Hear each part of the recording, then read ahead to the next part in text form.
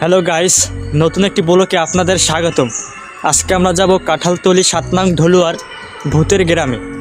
এই জায়গাটা সবাই ভূতের গ্রামে নামে চিনে। তো সেই ভূতের জায়গাটা আজকে আমি আপনাদেরকে দেখাবো। তো লেটস গো। তো এখানে যদি আপনি আসেন তাহলে রাত ৯টার মধ্যে আপনার বাসায় ফিরতে হবে। যদিও রাত ৯টার পর আপনি বাহিরে বা রাস্তায় থাকেন তাহলে আপনি বড় বিপদে পড়বেন, কারণ এখানে রাত 9টার পর বেরোনো নিষেধ।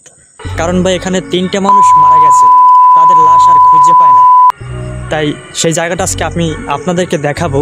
এই ভাই এদিকে তাকান ভাই, এখানে ভাই ভূতের জায়গাটা সম্পর্কে একটু জানতে চাই। ভূতের সুলিশ। হ্যাঁ, ভূতের সুরিশটা। হ্যাঁ ভাই, ওখানে একটা ভূত থাকে, এটা সত্য ঘটনা। ভাই এখানে নাকি 3টে মানুষ মারা গেছে, এটা কি সত্য? হ্যাঁ, 3টে মানুষ মারা গেছে।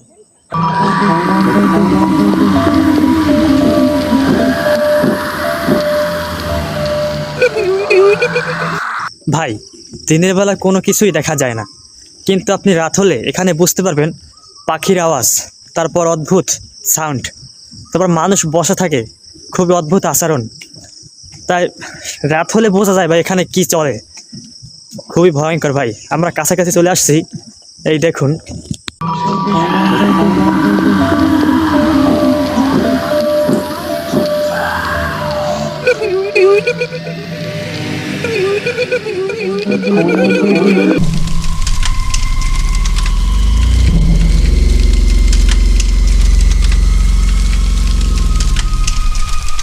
কিন্তু ভাই এখানে পাশে আরেকটি রাস্তা আছে, ওইটা দিয়ে মানুষ চলাচল করে। এই রাস্তা দিয়ে মানুষ বেশিরভাগ হাঁটাচলা করে না, কারণ এখানে ভাই মানুষ ভয় পায়। মানুষ ভয় পেয়ে এই রাস্তা দিয়ে হাঁটাচলা করে না। জানি না, এখানে ভাই জায়গাটা খুবই অদ্ভুত। আপনি যদি কখনো আসেন তাহলে বুঝবেন মানুষ কেন এত ভয় পায়।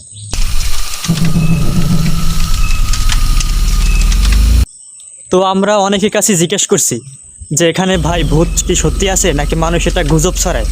তো অনেকেই সবাই বলছে এখানে সত্যি ভূত আছে, তারপর অনেকেই বলে না এটা গুজব, এখানে কোনো ভূত টুত নাই। তো জানি না কারটা সঠিক। তো আজকের ব্লগটা এখানে শেষ করছি। সবাই ভালো থাকবেন, সুস্থ থাকবেন। আল্লাহ হাফেজ।